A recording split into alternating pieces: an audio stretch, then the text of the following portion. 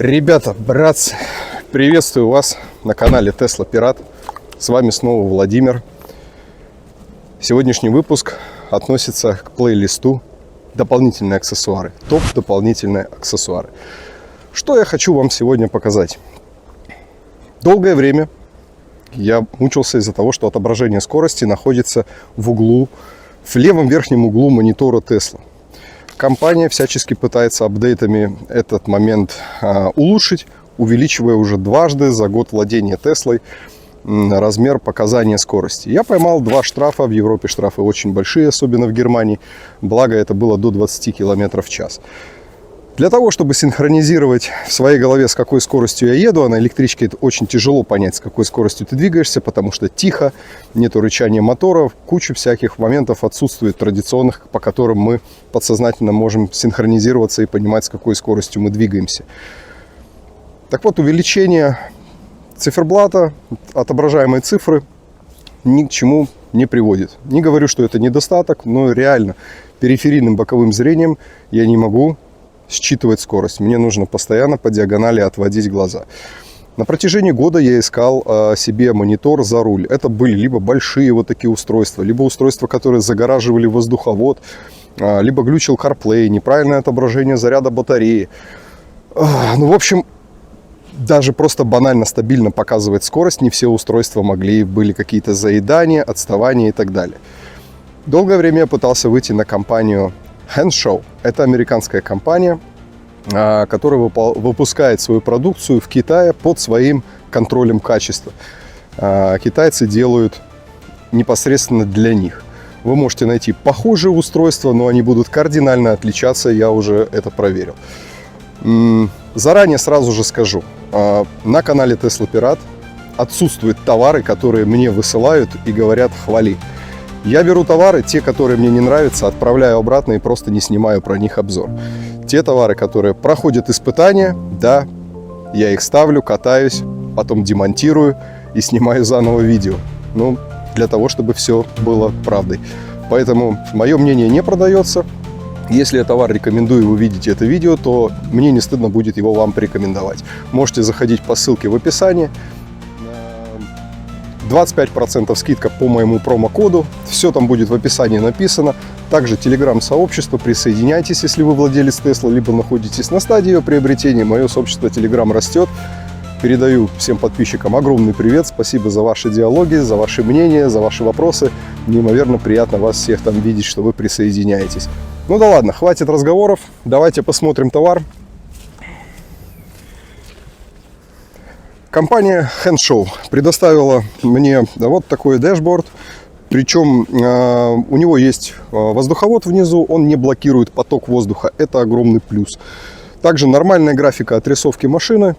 Будем долго, наверное, в теории все обсуждать. Проще показать все на практике. Сейчас установим, прокатимся, посмотрим, настроим.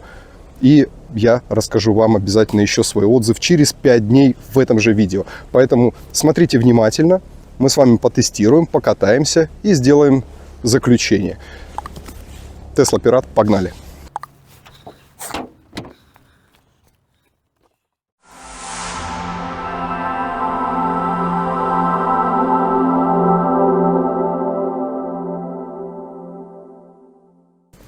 Ребята, давайте детально рассмотрим наш монитор, который будет устанавливаться за руль.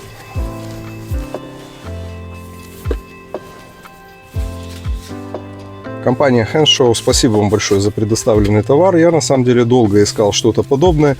Здесь нас встречает брошюра благодарственная. Спасибо, что вы купили, веб-сайт и QR-коды. Приступим к распаковке. Рассмотрим этот комплект. Есть подробнейший мануал, все функции, что как работает, нормальная инструкция. Раньше Tesla Пирату не отправляли инструкции, это была моя боль и проблема. Здесь все, ребята, это есть. Функционал мы с вами разберем, посмотрим. С бумажками потом разберемся. Еще литература. Здесь есть QR-коды, благодаря которым вы можете посмотреть инструкцию по установки. Гарантия на это устройство 1 год. Выслали мне комплектацию с камерой переднего вида. Устанавливается она, где решетка радиатора внизу. Камера, естественно, полностью водонепроницаемая. Проводка достаточно-таки качественная, очень интересное исполнение. Прочное, все в гофре защищено, все влага. Прям защита присутствует. Это, я так понимаю, да, двухсторонний скотч, плюс саморезы, подкладки под переднюю камеру. Посмотрим, что здесь внутри. Еще раз повторю, я 3 монитора возвращал обратно. Это первый монитор. Я уже его, естественно, устанавливал, но для видео делаю это повторно. Большинство мониторов высокие, либо очень широкие, и вам нужно вот так вот за руль делать, да, чтобы начинать видеть информацию. Здесь вы видите все между рулем. Маленький, аккуратненький экран, пластик выполнен безукоризненно. Здесь есть зачем-то Type-C порт, я не знаю, но телефон заряжать, либо этот обновление. Ну, хотя здесь обновление, все через Wi-Fi делается. Вот здесь есть, ребята, воздуховод. То есть поток воздуха выходит из-под него. Монитор не блокирует потоки. Это очень-очень важно. Пластик выполнен довольно-таки аккуратно. Никаких вообще претензий у меня к нему нет. Цвет очень приближен. Я бы даже сказал, на 99% подходит под цвет оригинала ручек переключения. Вот этот вот серенький цвет Tesla. Обратная сторона монитора. Все один в один. Мне очень качество исполнения нравится. Здесь, видите, есть пленки, которые надо снимать. Это антискользящий мат здесь установлен, чтобы его туда установить, воткнуть, и он никуда у вас не ходил, фиксируется, соответственно, никаких скрипов, вибраций у вас ничего не будет, ребят. Давайте посмотрим установочный комплект. Есть два варианта. Вот здесь написано силовой кабель Power Cable for CPU Intel. Это предыдущие версии Tesla, более взрослые. Если мы зайдем вот сюда в настройки, сервис, безопасность, программное обеспечение, сейчас вот здесь, да, компьютер FSD, нажимаем детальную информацию. Здесь мы видим, у меня стоит AMD Ryzen. Значит, интеловская проводка нам не подойдет. Фиксирующая площадка. В данном случае это наш комплект. Силовой кабель AMD Ryzen. Комплект установки подключается в передний правый порог. Эти фишки втыкаются в сам монитор. Провода очень качественно выполнены. Вопросов у меня к проводке нет. Третий аналогичный тюльпан, он для камеры, которая устанавливается спереди. Ребята, подробный инсталл смотрите на сайте производителя. Заходите, вы увидите, как это поставить. Также я прикреплю QR-код, вы сможете просканировать прямо здесь в видео, просканировать и посмотреть инструкцию по установке и понять, можете ли вы это осилить своими силами, либо вам нужно обращаться к специалистам в мастерскую для того, чтобы выполнить качественную установку. Мы ее выполним сейчас самостоятельно. Камеру я установлю чуть-чуть попозже.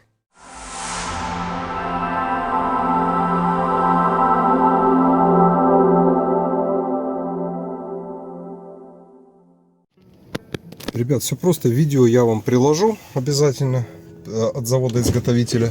Будьте аккуратны. Вот здесь вот нужно открутить один торекс. И с той стороны точно так же. Далее делаем себе доступ в порог. Отсчитываем вот здесь 35-ю. Итак, мы отсчитали 35. Вот здесь 35-й, 36-й, 37-й. Ребята, Model Y Berlin ни хера не 35-я дырка. Сейчас раз, 2, 3, 4, 5, 6, 7, 8, 9, 10, 11, 12, 13, 14, 15, 16, 17, 18, 19, 20, 23.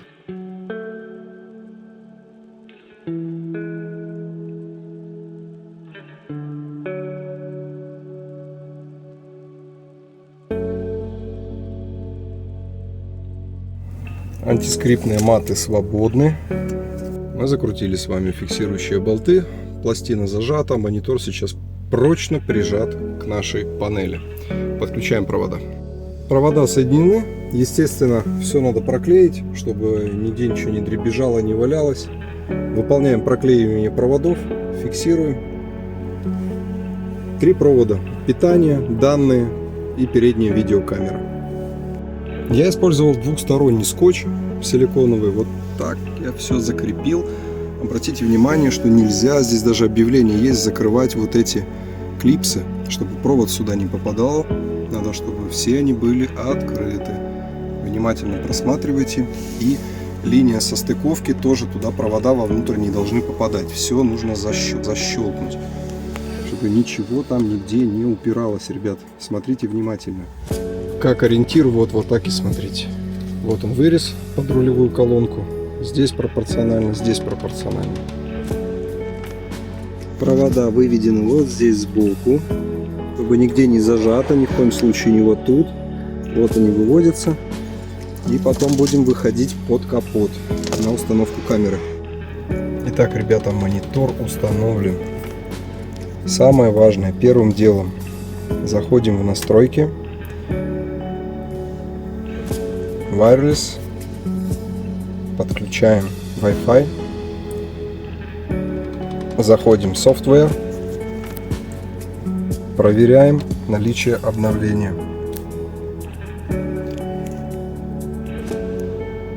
Получено. Загрузить.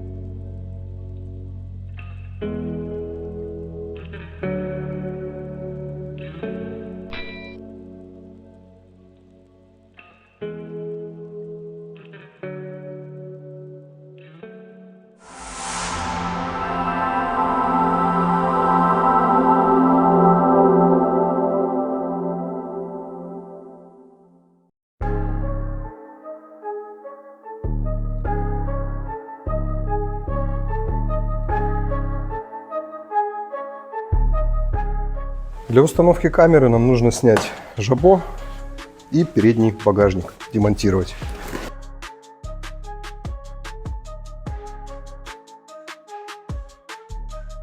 Вот здесь находится резинка. Нам нужно из нее выйти. Эта резинка отделяет салон от моторного отсека. Ребята, показываю секрет. Поворачиваете ее торцом. Продеваете провод вовнутрь, чтобы не рвать резинку, не пробивать, не нарушайте герметичность. Таким образом провод у вас попадет вовнутрь от камеры. Организовать себе доступ нужно снять вот этот пластик. Один торакс вот здесь. Второй торакс вот здесь. И просто нужно вот здесь, ни в коем случае не там, а прямо вот здесь вот дернуть вниз. И на себя потянуть. Появляется небольшой частичный доступ. Вот мы видим нашу лопатку, и вот туда нам нужно провод продеть. Ребята, провод прокладываем по вот этой гофре, спускаемся вниз, снимаем рамку госномера, делаем одно отверстие. Выходим видеокамерой вот здесь под рамкой госномера, сверху ставим рамку и готово. Итак, рамка прикручена снова под рамку. Вот наша видеокамера, она выходит сюда, и сейчас поставим рамку. Готово, камера прикреплена. Вот так это выглядит с рамкой. Вполне незаметно.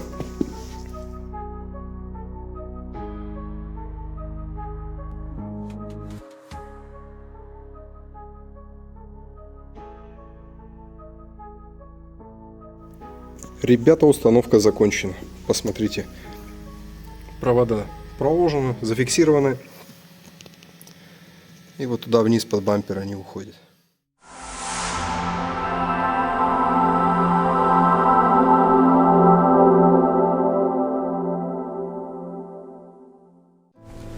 Давайте приступим к осмотру функционала, что нам может это устройство предоставить, подробно на все взглянем. Значит, есть полное отображение, какой у вас свет включен, там ближний, дальний, габариты, там и так далее, поворотники. Самое, что важно, это отображение слепых зон, когда вы едете. Здесь подсвечивается оранжевым цветом, и если вы вдруг включаете поворотник при имеющейся помехе, будет подсвечиваться красным. Полностью повторяется стилистика Tesla, но у меня, допустим, отсутствует отображение слепых зон, нету амбиент подсветки и так далее, поэтому очень удобно, что эта функция есть с точки зрения безопасности, постоянный мониторинг слепых зон. Также и при движении задним ходом, если что-то не так, она вам также подскажет, с какой стороны у вас помеха при движении задним ходом. Tesla анимируется, она вращается, можно открыть капот, можно открыть багажник. Вот сейчас откроем багажник. Вот так анимация чуть-чуть приоткрывает, не полностью, не так, как на Тесле. Аналогичная ситуация у нас идет с передним багажником. Когда мы останавливаемся, она показывает давление в шинах. Тоже очень удобно видеть эту информацию. Есть текущее время, температура за бортом, остаток в километров по батарее, остаток именно процента, текущий пробег машины, текущая скорость, синхронизация без, ребят, каких-либо задержек. Очень хорошо, стабильно работает. Давайте перейдем в меню. Свайпаем с правой стороны. Эта кнопка отвечает то, что мы попадаем на этот главный экран. Вторая кнопка — подключение к Android Auto. Один раз нужно подружить свой телефон. Нам нужно зайти в настройки Bluetooth и найти наше устройство. BT-Link 0538. Находим его, подключаемся. Разрешаем, принимаем. Происходит подключение.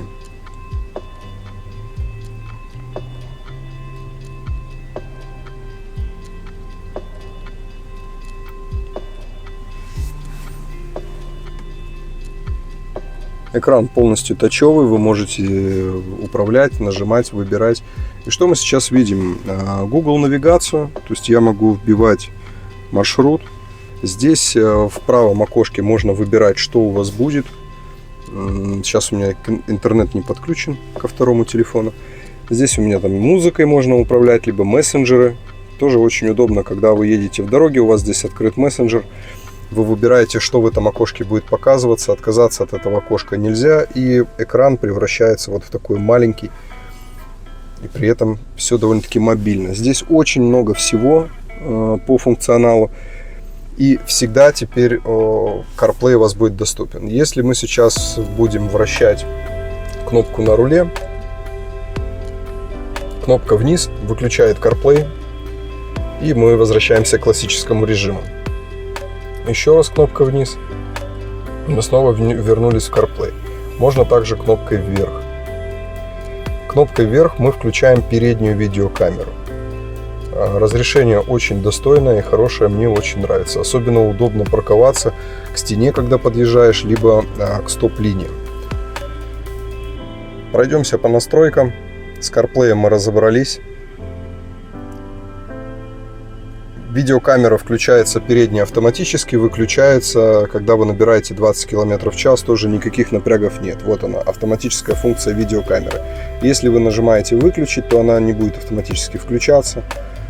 Здесь есть режим Settings.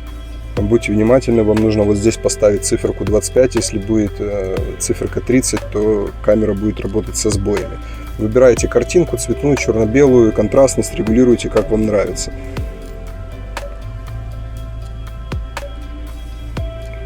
Таймзон, соответственно, давление бар PCI, формат времени 24/12.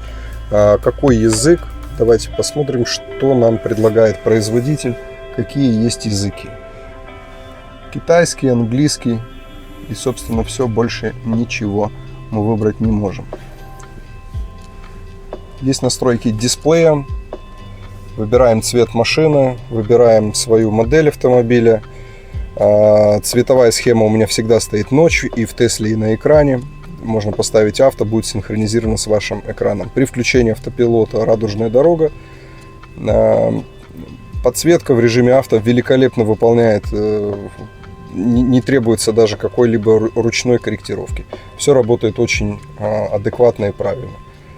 Цельсий, Фаренгейт, это мы все знаем. В устройстве есть Wi-Fi, то есть вы можете скачивать обновления по Wi-Fi. Здесь вы выбираете iPhone либо Android. Аудиомод, то есть при соединении с Bluetooth вы будете говорить по этому устройству, и вас будут слышать не очень хорошо. Поэтому ставим фон, и тогда у вас телефон также подключены к Тесле. Когда вам люди звонят, здесь будет отображение, кто вам звонит и прочее, но разговаривать вы будете через Теслу. Это замечательно. Спидлимит универсальный, американский. У меня стоит универсальный, потому что я не в Америке, я не знаю, какие у них там спидлимиты. Софтвер, вы можете здесь заходить, проверять от обновления. Как вы видели, мы, когда устанавливали данное устройство, сразу же скачали обновление. И мы имеем актуализированную версию на сегодняшний день. Можно выключить вот таким образом экран, нажать, он включится. Запуск устройства происходит мгновенный и быстрый. Ребят, возможностей здесь достаточно. Присутствуют все необходимые анимации для того, чтобы быть в курсе. Вот мы сейчас открываем с вами дверь. Пожалуйста, дверь открыта. Любая дверь отображается. Открываем передний капот, также капот отображается, никаких вообще трудностей я не вижу в использовании с данным устройством. Неимоверно удобно стало с этим передвигаться. Крутим кнопочку вверх, мы имеем на руле правую переднюю видеокамеру. Крутим еще раз вверх, передняя видеокамера выключается. Это если вверх крутим, камера включается, выключается. Также автоматически она все это прекрасно делает, когда вы набираете 20 км в час. Жмем вниз, и вот, пожалуйста, у нас CarPlay. Полноценный CarPlay, не лагающий, достойно работает. Ну, hands-show, просто браво. Я в восторге от этой функции.